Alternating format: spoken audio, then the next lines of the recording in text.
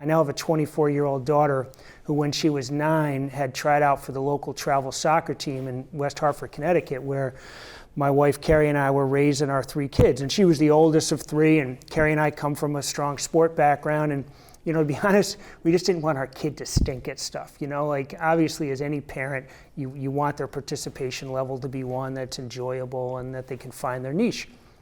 So I was actually coaching soccer at the public high school there in town, and Kerry was an athletic director. So when she tried out, we had no idea how she would do. We didn't have a baseline for how good she was. Well, we get the phone call.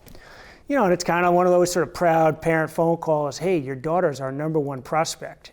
And I was like, dude, she's 9 years old. You know, how's she a prospect of anything? And so he doesn't really get my response and starts to go on about how she's going to fit into his Brazilian style of play and his system and the whole thing.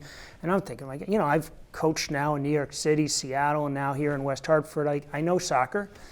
And so I finally said, well, look, you know, my wife played lacrosse in college, and Alana's starting to show some interest in lacrosse. Can you tell me what the conflict will be like in the spring? Because we were disappointed to hear that travel is a fall and a spring sport. And he goes, hold on a second, as if he's going to go talk to the guy in the back of the car dealership. And he comes back like 20 awkward seconds later and says, we're no longer interested in your daughter.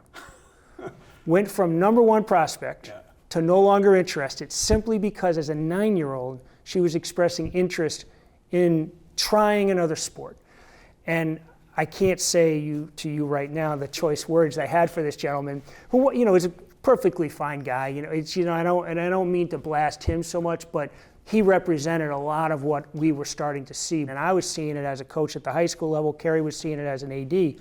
So we said, let's do something about it. So that night we came up with the tagline, life's too short for just one sport. We went to the administration at Kerry's school and said, hey, we have an idea for a multi-sport camp. In fact, we called it Boyle's 3-season Sports Academy our first year, because we wanted to bring back the 3-sport athlete. You know, from there it just resonated so much with folks. Like, people inherently know the value of multi-sport, but they need to see people at a higher level demonstrate why it's important. And I think that's something we were able to do in our approach and in our model. For the full interview and our other videos, visit our YouTube channel and help us grow by subscribing. Support our nonprofit work online at evenfield.org.